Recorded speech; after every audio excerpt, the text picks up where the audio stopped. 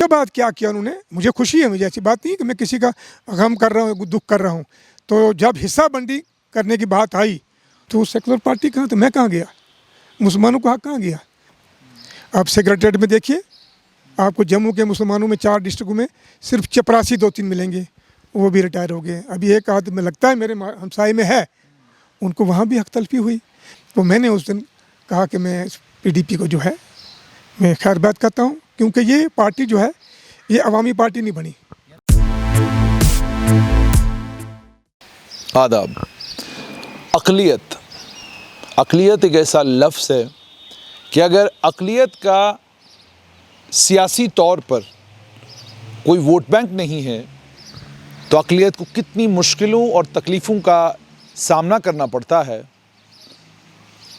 और अगर आप अक़लियत का हिस्सा हैं और किसी सियासी जमात का हिस्सा बनते हैं इस तवक्का और इस उम्मीद के साथ कि कभी आपको मौका मिलेगा कि आप एक अक़लियत की नुमाइंदगी करें और नुमाइंदगी करने के बाद उस अक़लियत को वो सियासी जमात भी ये एहसास करवाए कि हम सिर्फ़ और सिर्फ वोट की बुनियाद पर तय नहीं करते कौन हमारा नुमाइंदा बनेगा, बल्कि हम इस बुनियाद पर तय करते हैं कि कहाँ लोगों की क्या परेशानी है और कौन लोग उसका मदावा कर सकते हैं। मैंने ये लंबी तमहीद बांधी। मेरे साथ इस वक्त आशिक हुसैन हैं।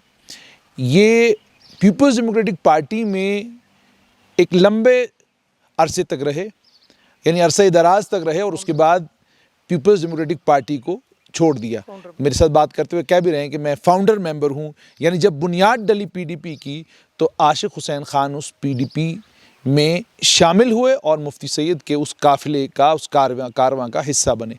लेकिन क्या तलखियाँ हुई, या इन्होंने भी वक्त का मिजाज टटोला और पार्टी छोड़ दी, या मामला कुछ और था। इसी पर बात करेंगे। मेरे साथ आशिक हुसैन खान साहब, सबसे पहले तो ये कि आप शिया फेडरेशन की भी जिम्मेदारी आपके पास है, जम्मू पर्यटन विकास मंडल के साथ भी आप जुड़े हुए हैं, लेकिन एहसास ज़्यादा क्या है कि आप जम्मू में एक अक़लियत के नुमाइंदा हैं, या आपको भी ये महसूस होता है कि नहीं हम तो एक अक्सरियत हैं इस रियासत में?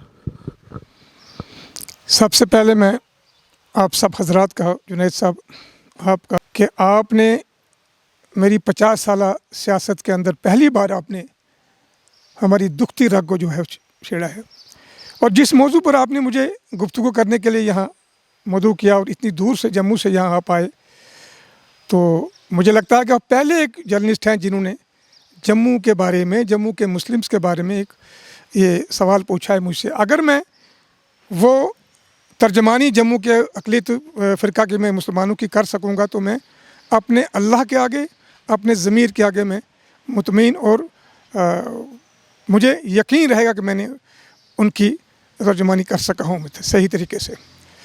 रहा सवाल, आपने अभी कहा पीपल्स डेमोक्रेटिक पार्टी जो बनी, मैं उसका हिस्सा नहीं बन रहा था।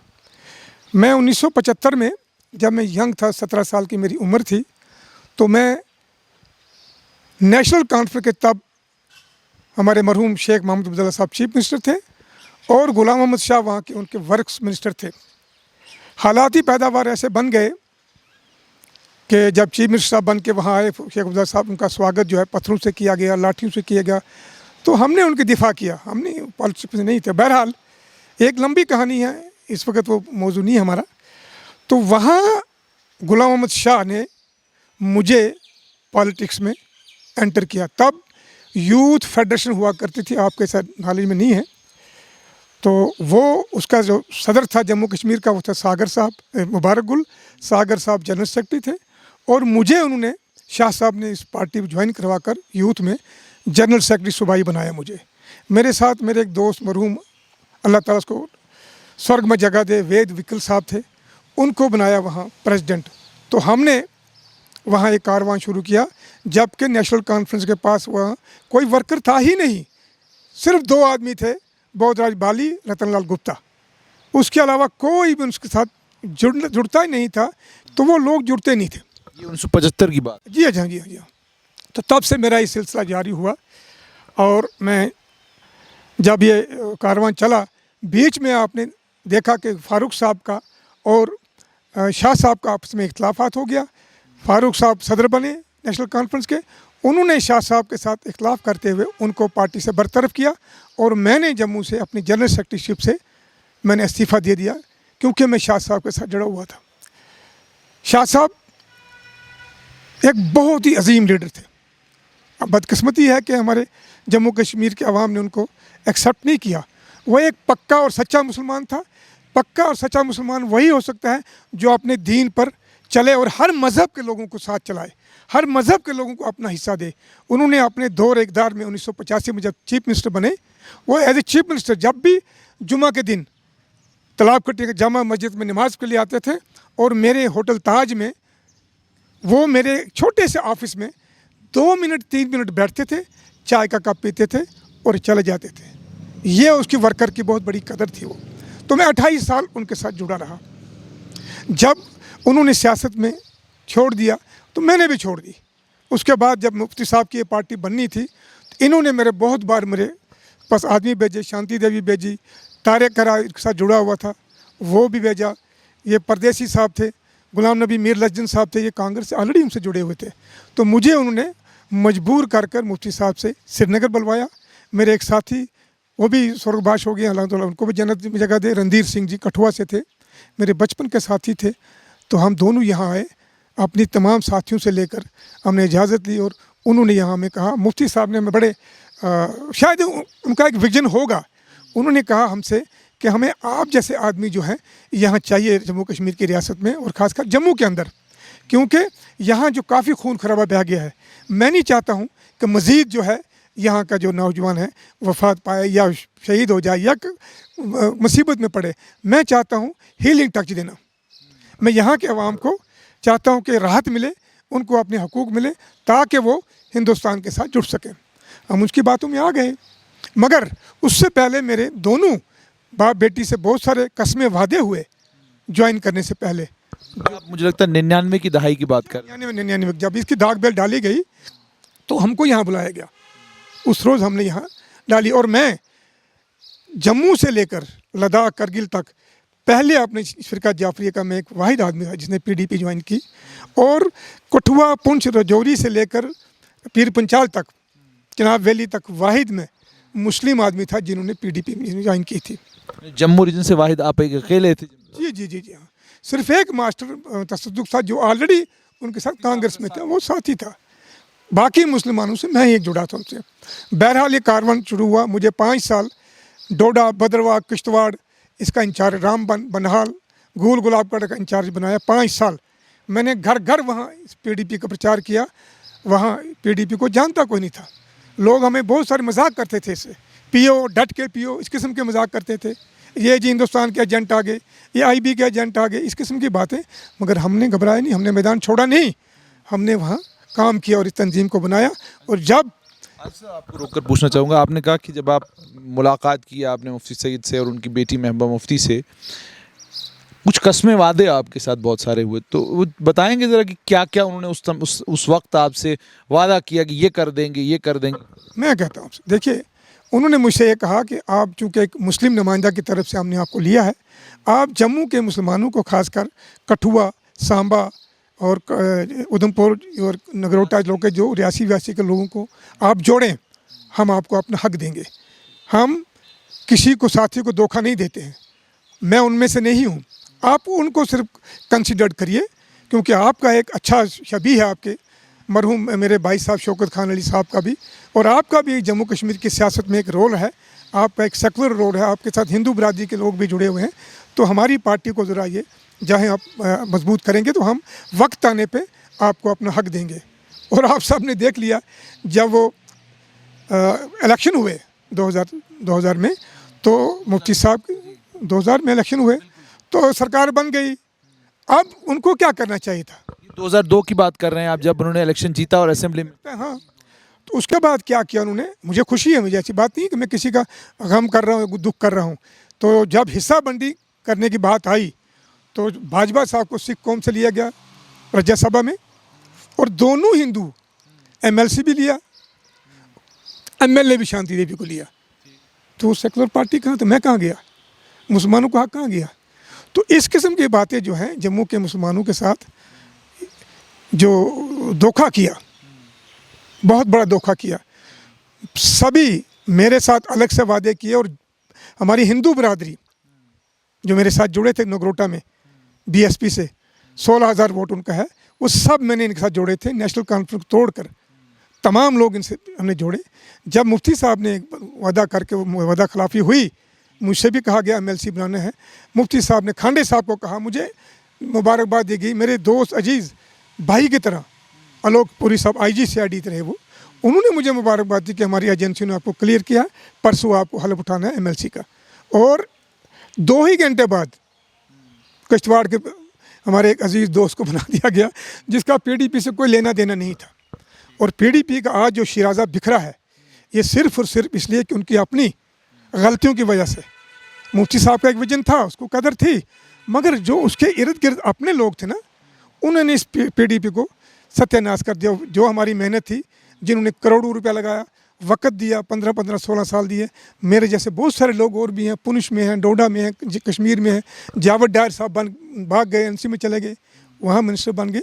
इन्होंने बहुत बड़ा एक जम्मू के मुसलमानों से बहुत बड़ी एक छुरा गोंपा है हमारी उस एतबार पर, हमारी उस कौम पर। मुझे बताएं आशिक साहब कि 2008 तक तो सरकार थी PDP और कांग्रेस की, 2009 से लेकर 2014 तक सरकार रही नेशनल कॉन्फ्रेंस और कांग्रेस की।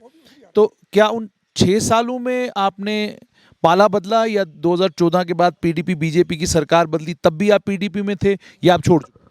नहीं, देखिए मैं बताऊँ आपको, हम 1947 से जब वाक़ा हुआ, एक बदनुमा दाग हमारे माथे पे लगा। यहाँ के लोग जो मुसलमान थे, कुछ पार चले गए, कुछ यहाँ शहीद किए गए। इस तरह हमारे हिंदू बरादरी वहाँ भी ऐसा हुआ, उनके साथ भी हुआ। वो बदकिस्मती हुई है। अब उस ज़माने में जब हम छोटे थे तो हम सुना करते थे, अल्लाह रखा सागर और चौधरी गुलाम आबाद साहब जम्मू के मुसलमानों के बहुत बड़े लीडर थे। बदकिस्मती से वो बाहर चले गए, वो एक अलग चैप्टर है। शेख साहब से और नेशनल कॉन्फ्रेंस उनकी नहीं बन पाई, तो वो वहाँ चले गए। उसके बाद आज 63-64 साल हो गए कि जम्मू के मुसलमानों का कोई पुरसान हाल नहीं, कोई वाली वारिस नहीं। हम लोग हस्बैंड लेस हैं। हमें टिश्यू पेपर की तरह इस्तेमाल किया, इस्तेमाल करने के बाद छोड़ दिया, हमको हक नहीं दिया गया। नेशनल कॉन्फ्रेंस में जब शेख साहब चीफ मिनिस्टर थे, उन्होंने बनी बिलावर से एक आज़ाद कैंडिडेट मुस्लिम जीता, उसको डिप्टी स्पीकर बनाया गया। जबकि 8 लाख की आबादी है 4 डिस्ट्रिक्टों में, क्या उसको कैबिनेट मिनिस्टर दिया जाता दर्जा उसको, या उसको स्टेट मिनिस्टर बनाया जाता, ताकि वो अपने हमारी जो अक़लियत के मुसलमानों के थे उनकी वो पैरवी करते, नुमाइंदगी करते, उनके काम काज करते वो। दूसरी तरफ हमारे आगे हिंदू बरादरी के जो लीडर हैं, अवाम नहीं, अवाम का हमें भरपूर हिस्सा है, भरपूर उसका हमें हिमायत है। अगर हम आज वहाँ हैं तो हमारे हिंदू भाइयों के जो वहाँ सेकुलर लोग हैं, जो वहाँ के लोग हमारे हिंदू भाई हैं, जिनके साथ हमारा उठना बैठना है, जीना मरना है, हम उनके बगैर अधूरे हैं, उनके बगैर हम जी नहीं सकते हैं। उनकी हमें सपोर्ट रही। मगर पॉलिटिशियनों ने हमें देखा कि ये मुसलमान हैं, ये NC से उड़ गए हैं, ये नेशनल कॉन्फ्रेंस ही है, हमारे साथ जुड़े नहीं, तो उन्होंने भी उनको दरकिनार किया, उनकी नुमाइंदगी नहीं की, और वो कसम पुष्टि के हालात में हैं। उसके बाद देखिए आप, जब मुलाजमतों का मसला है, नौजवान पढ़े लिखे हमारे नौजवान बहू बेटियाँ, माँ बहनें, जो बच्चे हैं, उनके साथ क्या हुआ। आप सेक्रेटरीट में देखिए, आपको जम्मू के मुसलमानों में 4 डिस्ट्रिक्टों में सिर्फ चपरासी 2-3 मिलेंगे, वो भी रिटायर हो गए। अभी एक आदमी लगता है मेरे हमसाए में है, उनको वहाँ भी हक तलफी हुई। इस तरह आप देखिए, वहाँ लद्दाख करगिल वाले एक आदमी वहाँ। तो ये इस किस्म की ज़्यादती हुई जिससे लोगों को यहाँ की सरकार से, हिंदुस्तान सरकार से नाराज़गी पैदा हो गई, और आहिस्ता आहिस्ता स्टेट गवर्नमेंट की वजह से यहाँ का नौजवान मुल्क से दूर होता गया, आहिस्ता आहिस्ता जो। तो आशिक आपने पीपल्स डेमोक्रेटिक पार्टी का साथ कब छोड़ा? मैंने 2 साल पहले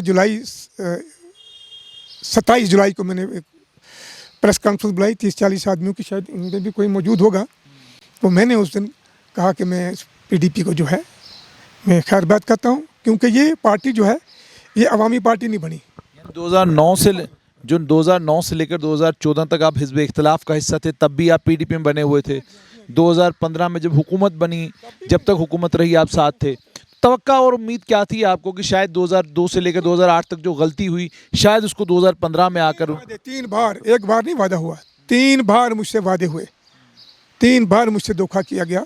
मैं नहीं कहता मुझे बनाइए, मैं आपके साथ था, मगर मेरे बाद जो बहुत सारे लोग आए, और बहुत सारे लोग हैं, मैं नाम ले सकता हूँ उनका, उन्हीं को बना देते। और हमारे साथ हुआ क्या, नगरोटा एक मुस्लिम मेजॉरिटी है, 26,000 वोट मुस्लिम का है, मेरे पास डाटा आंकड़े सभी उसके, हमारे हिंदू बरादरी का है, ब्राह्मण का इतना है, राजपूत का इतना है, बीएसपी का इतना है। तो इन्होंने कभी भी वहाँ कोई किसी मुस्लिम कैंडिडेट को नहीं दिया। साबका सरकारों ने भी, कांग्रेस जो है ज़्यादातर यहाँ सरकार में रही इस 75 से पहले, बीच में भी थोड़ा उनको टाइम मिला, उन्होंने समनानी साहब को जो एक संदेश प्रेस चलाया करते थे, उस कोटे में उनको राज्यसभा का मेंबर बनाया और एमएलसी बनाया फतेह अली चौधरी जो है गांधीनगर के।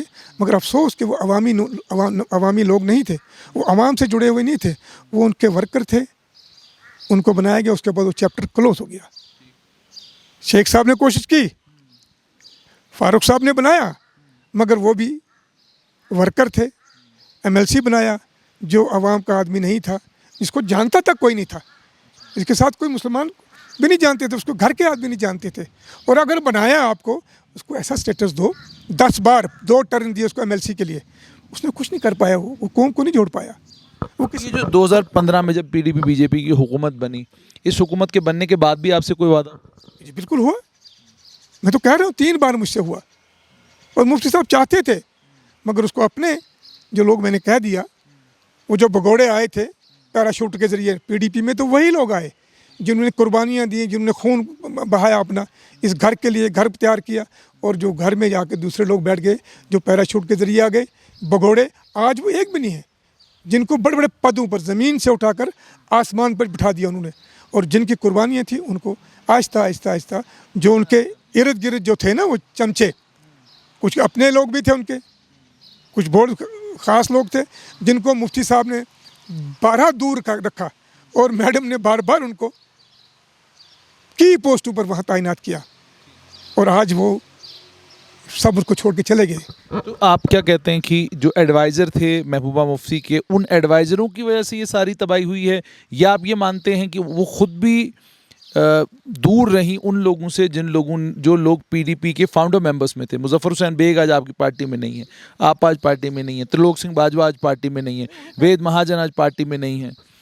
वहाँ कोई नहीं रह सकता, क्योंकि वहाँ जो ड्राइंग पॉलिटिक्स है, किचन पॉलिटिक्स है, वही वहाँ चलती है वो। और ये एक सही किसी ने कहा है, अगर आंखें खोल के आप रखेंगे तो आप पहचान सकते हैं अपने पराये को, बुरे और अच्छे को पहचान सकते हैं। और जब आप एक चश्मा लगा देंगे, चश्मा लगाने से पर आपको दिखता नहीं है अपना कौन है पराया कौन है, तो वही हाल हुआ।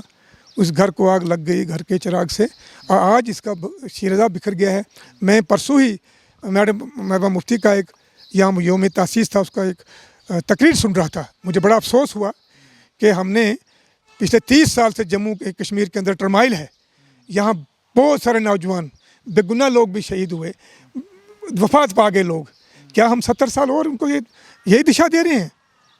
बजाय तालीम के एक अच्छा लाइन दे दें कि इस लाइन पर चलिए, अमन से रहिए, शांति से रहिए, बातचीत के ज़रिए बात के अपने मसाइल हल करिए।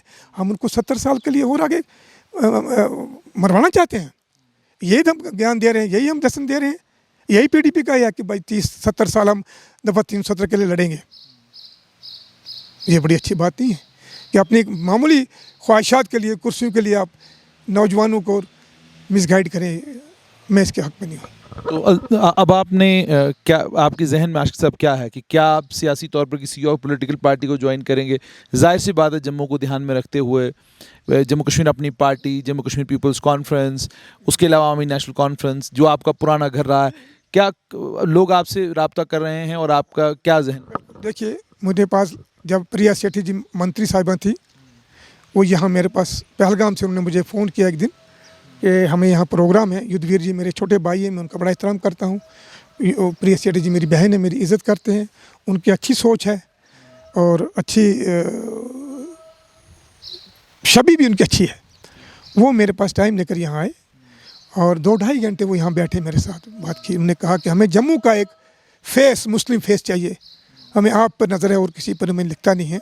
तो मैंने उनसे कहा मैं नामुमकिन बीजेपी में ज्वाइन नहीं कर सकता हूँ, क्योंकि मेरे और आपके ख्यालात जो हैं डिफरेंट हैं। हाँ, अगर आप जम्मू कश्मीर के अंदर कोई इस किस्म की ये करते हैं, हिंदुस्तान को छोड़कर जम्मू कश्मीर के लोगों के हित में कोई बात करते हैं, तो फिर उस पर सोचा जा सकता है। फ़िलहाल तो मैं उसमें ज्वाइन नहीं करूँगा। उन्होंने मुझे कहा हम दिल्ली में आपको ले जाएंगे, उससे मिलाएंगे, प्रधानमंत्री से मिलाएंगे। मैंने कहा नहीं, मैं ज़मीनी का आदमी हूँ, मैं ज़मीन पे रहूँगा, मुझे यहीं पे रहने दीजिए।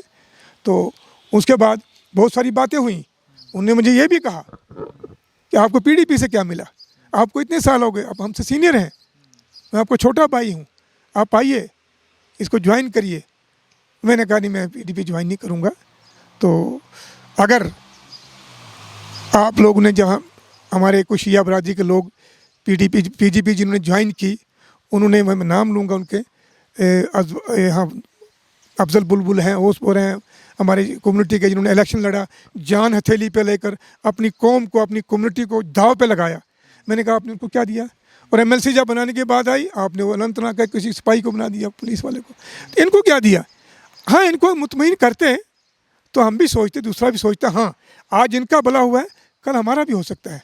अगर इस किस्म की पॉलिसी आप कर सकते हो, अगर आप कोई हमें मैंडेट दे सकते हैं कोई बीजेपी की तरफ से या जम्मू में, तो मैं पहला आदमी हूँगा, मैं बीजेपी ज्वाइन करूँगा। आप करिए अपने हाईकमान से बात, हमें दीजिए अपना शेयर, हक दीजिए, मैं ज्वाइन करूँगा। उसके बाद अभी 2-3 महीने पहले, मुझे आने से पहले, मेरे वहाँ ये पूर्णिमा जी, राजेश गुप्ता, बिट्टू आरसपुर वाले 3-4 बंदे वो मेरे पास घर आए। 1.5-2 घंटा हमारी डिस्कस हुई, 8 बजे से 10 बजे तक हम बातें रहे।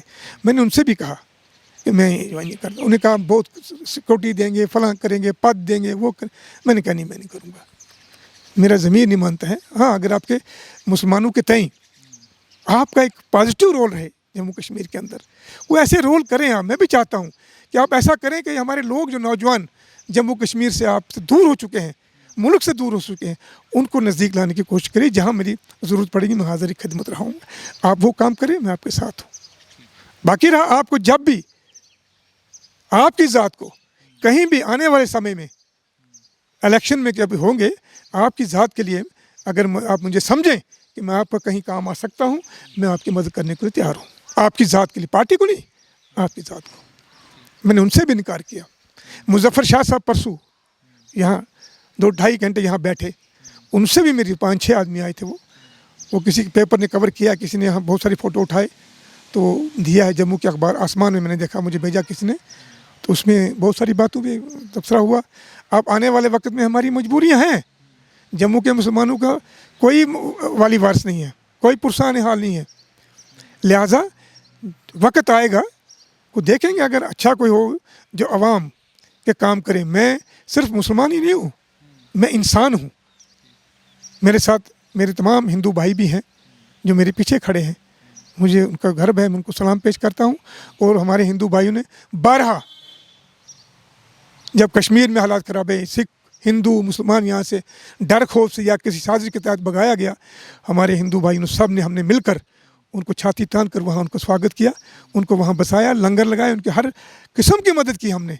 हमारा वो रोल, हमारी परंपरा है, ये हमारा एक रवायत रही है, जिसके लिए मैं उनको सलाम करता हूँ।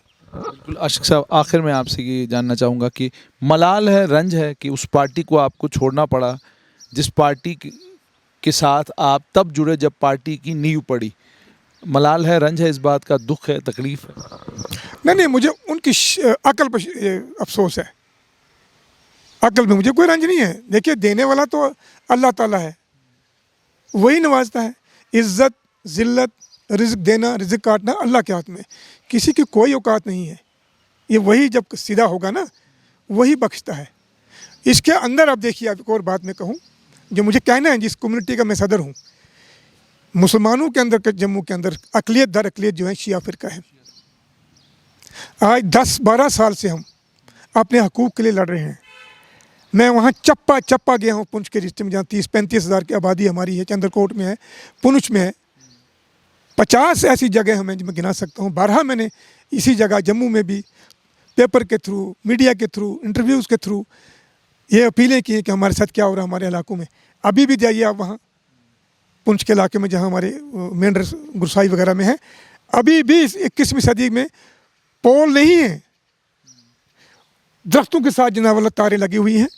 यहाँ के बहुत सारी अमवात भी हुई, उनके माल मवेशी भी मर गए। सर्दियों में बारिशें वगैरह जब होती हैं, शार्ट हो जाती है, कोई पुरसानी हाल नहीं, न स्कूलिंग है, ना बिजली है, ना पानी है, ना सड़कें हैं। हाँ, जम्मू के अंदर जहाँ जहाँ पीर पंचाल है, पंजाब ये चनाब वैली है, रजौरी पुंछ में जहाँ जहाँ मुस्लिम नुमाइंदे हैं, वो अपने अपने कम्युनिटीज़ के अपने इलाके तक महदूद हैं, उनके काम करते हैं। जम्मू के मुसलमानों का और ख़ासकर हमारी जो बरादरी के लोग हैं, इनको तो कोई पूछताछ तक नहीं है। अब हमारी जब शिया फेडरेशन बनी है, मैं एडमिनिस्ट्रेशन, पॉलिटिशियन नहीं, एडमिनिस्ट्रेशन का मशकूर हूँ कि जिन्होंने हमारे कहने पर कुछ जगहों पर कुछ सड़कें छोटी मोटी बनाई हैं, ट्रांसफार्मर लगाए हैं, मगर अभी भी 90% वहाँ लोग इन सुविधाओं से दूर हैं। तो मैं गुजारिश करूँगा कि वो हमारी हिंदुस्तान सरकार, यहाँ की एडमिनिस्ट्रेशन जो है, उनके जो मामलात हैं वो पूरा करें। और सबसे बड़ा जो हमारा 12 साल से हमने इतनी एजिटेशनें की, इतने प्रोटेस्ट किए आपके मीडिया में, प्रेस क्लब में, और सबसे बड़ी अदालत में हम चले गए। राजनाथ सिंह जी होम मिनिस्टर थे, जम्मू में कश्मीर था, मुझे बायर बुलाया, डीप काम साहब ने, आपने मिलना है। मैं गया, मैंने अपनी बरादरी बुलाई, उलमा बुलाए, जितने भी हमारी फेडरेशन के मतलब 20-21 आदमी मिले। हमने कहा कि करबला कम्प्लेक्स जो हमारी आस्थाएँ जुड़ी हुई है वहाँ वजारत रोड पे, वो हमारी जगह है। वो पुलिस स्टेशन ने आज से 30-40 साल पहले ये कह कर लिया कि यहाँ VIPs बंगले बन रहे हैं, इनकी सिक्योरिटी के लिए हमें टेंट लगाया दिया जाए, फॉर सिक्योरिटी पर्पज़। हमने दे दिया और आहिस्ता आहिस्ता उन्होंने इस पर कब्जा कर दिया, बिल्डिंग बना दी। हम कहते हैं कि इसको खाली कर शिफ्ट कर दिया जाए, तो शिफ्ट साथ ही हमारे एक इतनी बड़ी बिल्डिंग जो है अकाउंटेबिलिटी को दी है, छोटा सा डिपार्टमेंट है, उसको वहाँ शिफ्ट करिए पनामा चौक में, या DC ऑफिस के साथ गेट पर यहाँ जम्मू कश्मीर सरकार ने एक डाक बंगलो बनाया हुआ है, रेस्ट हाउस। किस लिए? वहाँ क्या ज़रूरत है? वो अपनों को खुश करने के लिए। वहाँ जनाब वाला जो हमारे पर्यटन विकास मंडल है, चैम्बर कामर जो है, हिंदू बरादरी, IG के पास, DC के पास, गवर्नर के पास हम लोग गए, वोरा साहब को। उन्होंने तब के चीफ मिनिस्टर जो हैं वोरा साहब के बहुत बड़ा क्विक एक्शन लिया। उन्होंने उमर अब्दुल्ला साहब को लिखा कि इनको ये जगह जो है देख लीजिए, इसको क्या है, इनको दे दीजिए। हम चीफ मिनिस्टर से अपॉइंटमेंट मिली, उनसे हम मिले। उन्होंने मीटिंग के बाद देवेंद्र रैना साहब की ड्यूटी लगाई कि आप इनसे इन टच रहिए और इनका देखिए क्या मसला है। अभी हम रास्ते में ही थे चीफ मिनिस्टर की बिल्डिंग के बाहर ही, DIG और SSP साहब आ गए। उन्होंने कहा साहब क्या मसला है? मैंने कहा आइए, कल हम देखना चाहते हैं। वो आए, जब देखा उन्होंने कहा ये तो बड़ा जुल्म है, ये तो आपकी जगह है, ये कैसे कस्टोडी ने अलॉट की? मैंने कहा मिली भगत हो गई, हमारी संस्था कमज़ोर थी, हमारा कोई वाली वारिस था नहीं, वो केस नहीं कस्टोडी में लड़ पाए, गैर हाजिर हो गए, वन साइड हो गया। उन्होंने अंदर से अंदर खाने में अलॉटमेंट कर दी, जो कि नाजायज़ है। उमर साहब ने यकीन दहानी कराई। उसके बाद देवेंद्र रैना साहब एक दिन आए मेरे घर, तमाम अपनी टीम लेकर 15-20 आदमी लेकर, ईद का रोज़ था, मुबारकबादी को आए, और उनने मुझे मेरे बच्चों को इकट्ठा किया, कहा ये चाबी है, आशिफ साहब को PDP छोड़कर NC में ज्वाइन करिए, हमारा अपना आदमी है। फारूक साहब ने कहा हमारा अपना आदमी है, गलत ट्रैक पर चला गया। उमर साहब कहते हैं मेरे वालिद साहब से काम किया, वो NC ज्वाइन करे, हम इसको ये चाबी ले ले।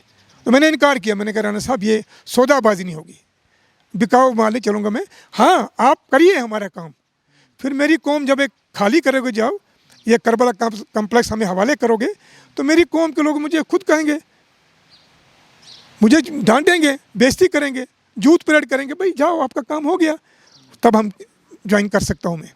ऐसे नहीं, ये मैं बिकाऊ माल नहीं हूँ। तो फिर बदकिस्मती हमारी ये वो हो गया होता, मगर सरकार चली गई। उसके बाद हम इससे बड़ी अदालत कहाँ जाएं? राजनाथ सिंह होम मिनिस्टर थे, तमाम कैबिनेट डिप्टी चीफ मिनिस्टर वहाँ बैठे हुए थे, कविंदर गुप्ता साहब। उसके बाद राजेंद्र सिंह जी बैठे थे वहाँ, हमें आश्वासन दिया गया। वो कहाँ हुआ, क्या हुआ, हम कहाँ जाएं, तो जाएं कहाँ? हम कैसे फिर हम कहते हैं जुड़ो हमारे साथ, कैसे जुड़ेंगे और क्यों जुड़ेंगे? जब हमारे हकूक़ पामाली होगी, बेइंसाफ़ी होगी, जुल्म होगा, धोखा होगा, तो हम कैसे जुड़ेंगे? वही हाल नहीं, वही हाल हमारी कम्युनिटी का यहाँ भी है, कश्मीर में भी वही हाल है। आप अंदाज़ा नहीं करेंगे कि यहाँ बिमना पुल जो है, 2004 में जब डिप्टी चीफ मिनिस्टर हमारे मुजफ्फर बेग थे, फाइनेंस मिनिस्टर भी वही थे, 16 साल से बिमना पुल का 25% हिस्सा अनकम्प्लीट रखा गया था। वजह कनेक्टिविटी है, शहर और उधर शिया आबादी है, बड़गाम डिस्ट्रिक्ट पड़ता है, कि वो सहूलतें उनको ना मिले। मैं एक दिन वहाँ दावत पर गया, मेरे रिश्तेदार थे वहाँ बंदर की तरह पत्थरों से टपक टपक के जाना पड़ता हर एक आवाम को। ये नहीं कि वहाँ शिया आबादी, वहाँ हमारी मुस्लिम आबादी भी है, दूसरी सुन्नी बरादरी के लोग भी हैं, सिख बरादरी वहाँ बहुत सारी रहती है, वहाँ उनका गुरुद्वारे है, वहाँ उनको ये फैसिलिटीज़ नहीं थी। तो मैंने जब वहाँ उन लोगों ने डिमांड की, मैंने मुजफ्फर हुसैन बेग साहब से सेक्रेटरीट जाके मुलाकात की, उनसे फंड्स अलाट कराए कमिश्नर, और विदिन एक वीक्स वहाँ काम शुरू हो गया। 1.5-2 महीने वो कंप्लीट हो गया। और उसके बाद चीफ मिनिस्टर साहब ने, गुलाम नबी आज़ाद तब के चीफ मिनिस्टर साहब ने उसका उद्घाटन किया। और हाल ही में 2 दिन पहले मैं एक, यहाँ हमारी ज़ियारत है बहुत बड़ी, फ़िक्का जाफरी के यहाँ सोपोर में, गेनगेर में, वहाँ जब गया 30 साल के बाद, हज़रत 30 साल हो गए वहाँ, वो बाथरूम वैसे के वैसे हैं, मस्तूरात के लिए कोई सुविधा ही नहीं है। जबकि हमारी हिंदुस्तान सरकार अरबों खरबों रुपया टूरिज्म में बेचते हैं, यहाँ नहीं लगता है। और मैंने वहाँ जब वो जितने लोग थे मेरे जान पहचान के, वहाँ मिजावर लोग मेरे पास आए, कहने लगे आप DC बारामूला से बात करिए, आज सब देखो हमारे से कितनी ज़्यादती है। 1 करोड़ कुछ गवर्नमेंट ने फंड्स यहाँ अलाट किए हैं, मगर कुछ मुकामी लोग जो है कहते हैं फंड्स जो है इनको ना लगाया जाए, गवर्नमेंट नहीं लगाया जाए, ये हमें दिया जाए, हम लगाएं। ये हमारी बदकिस्मती है, सड़कें वैसी की वैसी हैं, कोई वहाँ इंतजाम नहीं है। तो मैं हर जगह यहाँ जाता हूँ, वहाँ भी हमारी बुरी हालत है। मैं अपने हालात ज़ार जो है मैं शेर के ज़रिए आपको कहूँगा। हालात ज़माने के संभलने नहीं देते, हम साथ में चलते हैं तो चलने नहीं देते, नफ़रत की हवाओं को ज़माने से मिटा दो, उल्फत के चिरागों को जलाने देते नहीं देते, रहबर हो अगर आप तो मंजिल को पता दो, रहबर हो अगर आप तो मंजिल का पता दो, बिगड़े हुए हालात को तकदीर बना दो, आएंगे अच्छे दिन यकीन है हमें भी, नफ़रत के पहले आप दीवार गिरा दें। बहुत शुक्रिया। तो ये थे आशिक हुसैन ख़ान। आपने सुन लिया कि क्या किन वजूहात की बिना पर उन्होंने पीपल्स डेमोक्रेटिक पार्टी को खैरबाद कहा, और पीपल्स डेमोक्रेटिक पार्टी छोड़कर अब इस वक्त ये नई एक पॉलिटिकल फ्रंट को अगर ज्वाइन करेंगे तो आपके साथ ज़रूर शेयर करेंगे। लेकिन फ़िलहाल यही कि पीपल्स डेमोक्रेटिक पार्टी इन्होंने क्यों छोड़ी, वो तमाम चीज़ें आपने सुन ली।